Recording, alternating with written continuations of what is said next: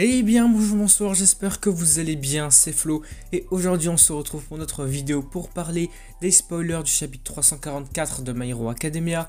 Et avant que cette vidéo ne commence, je vous le rappelle, si vous voulez me soutenir sur les prochaines vidéos, n'oubliez pas de vous abonner à la chaîne. Et du coup c'est parti. Alors dans un premier temps nous allons voir que le chapitre il va commencer par un petit flashback. Bon, décidément à chaque chapitre on aura un petit flashback à chaque début. Donc ce flashback, il va nous montrer All Might dans le dortoir des étudiants, disant que rechercher All For One est quelque chose d'inutile. Pour attraper un lâche comme lui, il faut l'attirer dehors, et leur plan est d'ailleurs lié à celui d'Aizawa sur ce point. Parce qu'on le savait déjà très bien, depuis le début de MHA qu'on avait vu All For One pour la première fois, on savait déjà qu'il était introuvable en fait, on peut jamais le trouver comme ça. Par la suite, Tsukauchi dit que, en supposant que les vilains ont toujours l'alter Search, All For One serait capable de confirmer la position de Deku à distance. Et c'est évidemment ce qu'on avait vu au chapitre précédent. C'est alors pourquoi la suggestion d'Eraser était d'utiliser Aoyama pour l'emmener dans un endroit plutôt isolé. Tout le monde est alors heureux d'apprendre qu'il fera partie du plan, cependant Momo se souvient de ce que ses parents ont dit à propos du fait que All For One sait quand il leur ment. Tsukauchi va leur répondre à Momo qu'ils ont déjà trouvé une solution à cette question. On va leur apprendre que les conversations du couple avec All For One se faisaient toujours par le biais d'un appareil de transmission, mais jamais en face à face. Il doit alors avoir un moyen d'identifier les mensonges par le ton de leur voix. Ensuite, Aizawa a également pensé à un moyen de faire en sorte qu'une voix parvienne aux oreilles de All For One sans la moindre trace de fausseté. Et comme beaucoup l'avaient déjà pressenti, avaient déjà théorisé à ce sujet, c'est alors que Shinso entre dans la pièce et que les élèves se déchaînent en disant que son uniforme est vraiment cool. Bon bah voilà, du coup vous aviez raison, en fait c'est bien Shinso qui aurait utilisé son alter pour faire parler les parents de Aoyama. Par la suite, Tsuyu dit qu'elle est plutôt confuse à ce sujet depuis que Aizawa a expliqué le plan, parce qu'à l'entraînement conjoint, il ne pouvait pas utiliser son alter pour faire parler les autres par eux-mêmes. Bon, rapidement, l'entraînement conjoint, c'était l'entraînement de la classe A contre la classe B. Bon alors là, actuellement Tsuyu elle a raison, on comprend pas vraiment comment Shinso aurait pu faire parler les gens, parce qu'on l'avait très bien vu, son alter ne faisait que les contrôler physiquement en fait. Shinso va alors nous expliquer que pour être digne d'entrer dans le cours de héros, il a besoin de renforcer son alter et il sera capable de contrôler les parents de Aoyama. En gros, en fait, on comprend que Shinso s'est beaucoup entraîné sur son alter pour maintenant être capable de faire parler les gens. Après, on peut théoriser encore sur l'amélioration de son alter. Est-ce que plus tard, il pourra faire en sorte que les gens utilisent leur alter de force en fait? Ou est-ce qu'il pourra les faire se battre, les faire courir, sauter, faire vraiment des gros déplacements? Bon, ensuite, après l'intervention de Shinso, on voit que les élèves sont plutôt heureux et vont s'interroger sur son nom de héros et sur la classe dans laquelle ils voudraient entrer. On va voir d'ailleurs qu'il demande à ce que Shinso intègre la classe A. Ou c'est peut-être Shinso qui demande de venir dans la classe A. Bon, c'est un petit peu confus, mais en tout cas, on voit bien que Shinso va peut-être intégrer la classe A. En tout cas, il y a une préférence sur ce point. Après tout ça, nous voyons le principal Nezu qui va les interrompre. Et il va dire que bien que Shinso n'ait pas de permis provisoire, Mera, bon je sais pas trop qui c'est, mais en tout cas elle fait partie de la commission de sécurité publique. Elle a donné la permission à Shinso d'utiliser son alter dans ce genre de situation. Tokoyami à son tour va intervenir, il va demander comment ils vont pouvoir mobiliser les héros si All For One a toujours l'alter Search, car il serait beaucoup trop facile pour lui de repérer le piège. All Might va alors intervenir et il va dire qu'ils n'ont pas besoin d'être au même endroit. Et c'est alors que le chapitre va se couper et nous allons passer du côté de l'hôpital central où nous voyons Aizawa, Vlad, Monoma et Black Mist.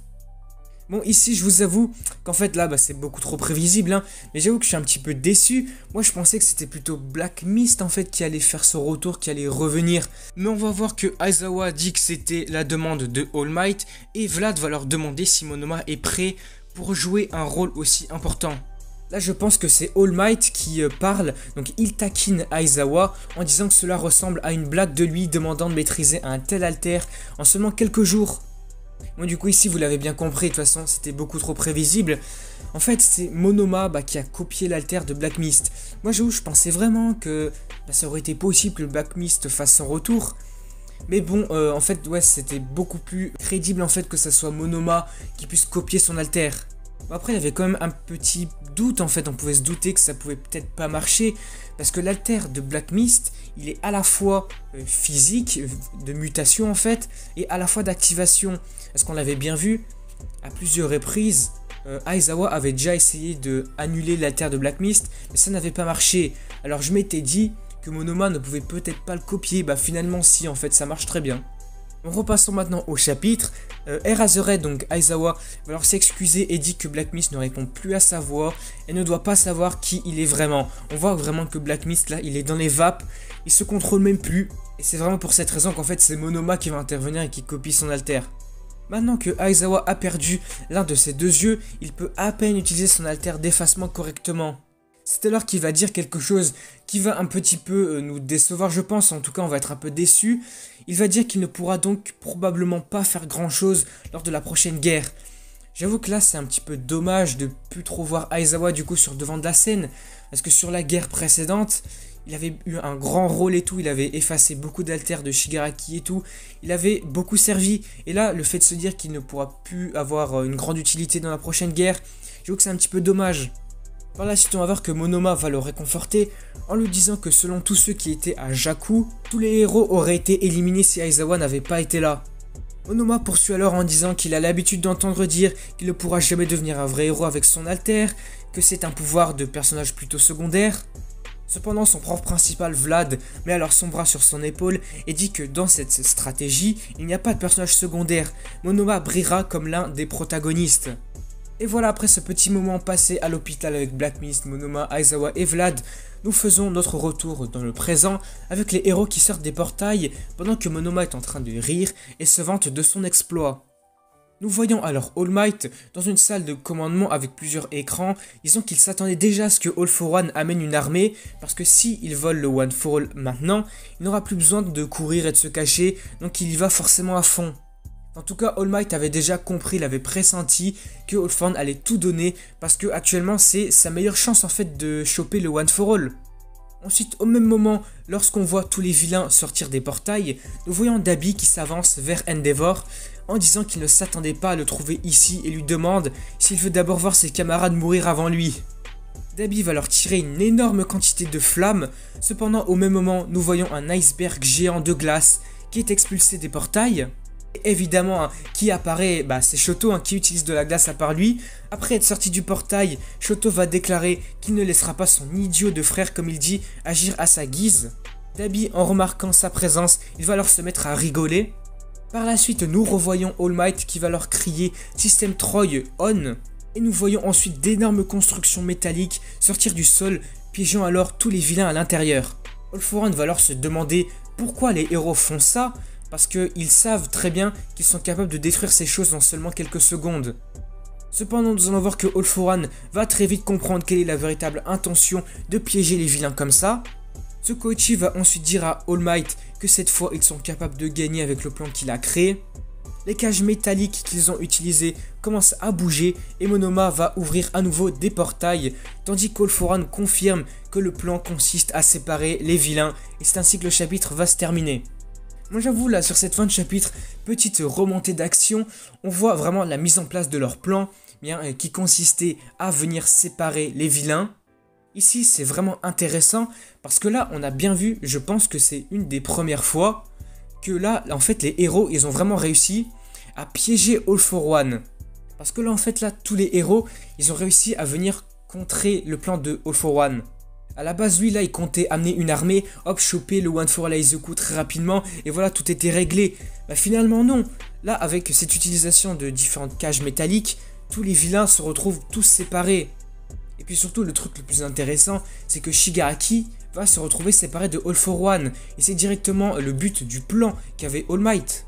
En fait, All for One ne pourra plus contrôler Shigaraki, donc ce sera un petit peu plus simple de le combattre.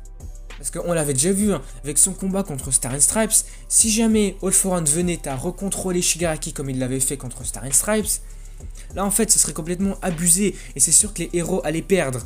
Là avec cette séparation des deux, je pense que ça va être beaucoup plus faisable de le battre. Après en tout cas ça me laisse penser beaucoup de choses. Là comme Dabi va être séparé de tous les autres vilains, on peut penser, de toute façon je pense que ça va arriver, on aura Endeavor et Shoto qui vont aller se battre contre lui. Après, il y a quand même pas mal de choses qu'on peut dire, mais en tout cas, c'est vraiment très intéressant. Bon bah voilà, notre vidéo là sur les spoilers va s'arrêter ici. On a quand même quelque chose à analyser. Vraiment, ce chapitre, comme le précédent, il est vraiment très intéressant, je l'ai vraiment très bien aimé. En début de chapitre, on avait vu l'intervention de Shinso et de Neto Monoma. J'ai envie de dire en quelque sorte, enfin on va les voir sur le devant de la scène parce que j'avoue, comme Monoma le dit, en fait ce sont des persos qui ont des alters un petit peu secondaires. Ils ne vont jamais être mis au premier plan comme les protagonistes. Parce que si je me rappelle de quelque chose, c'était lors d'une interview de Horikoshi, il avait dit que beaucoup de personnages allaient avoir une grande importance. Et il avait notamment dit que Monoma et Shinso allaient avoir une grande importance. Bah, je pense que le moment est venu finalement. Shinso a pu faire en sorte que All For One ne comprenne pas que les parents d'Aoyama le mentent. Là, Monoma a pu séparer tous les vilains grâce à la copie de Black Mist, de son alter. Par contre là, il y a un petit point comme à souligner, c'est que Monoma, en fait, il a copié l'alter de Black Mist, la création de Portail simplement, mais il a réussi à maîtriser cet alter en quelques jours. Donc là, c'est quand même fou de se dire qu'il a réussi à contrôler un tel alter comme ça aussi rapidement. Bon bah voilà, du coup on va s'arrêter ici pour cette vidéo, j'espère qu'elle vous aura plu. En tout cas moi j'ai beaucoup aimé le chapitre, n'hésitez pas à me dire ce que vous avez pensé dans les commentaires. N'hésitez pas à me dire qu'est-ce que vous en pensez concernant la mise en avant de Shinso, de Monoma. N'hésitez pas également à me dire peut-être vos théories sur ce qui pourrait se passer là avec la séparation de tous les vilains. Et puis voilà, si la vidéo vous a plu, n'hésitez pas à liker, à commenter, à partager. Et surtout, n'oubliez pas de vous abonner à la chaîne pour me soutenir sur les prochaines vidéos My Hero Academia, la review. Et du coup, moi je vous dis à la prochaine.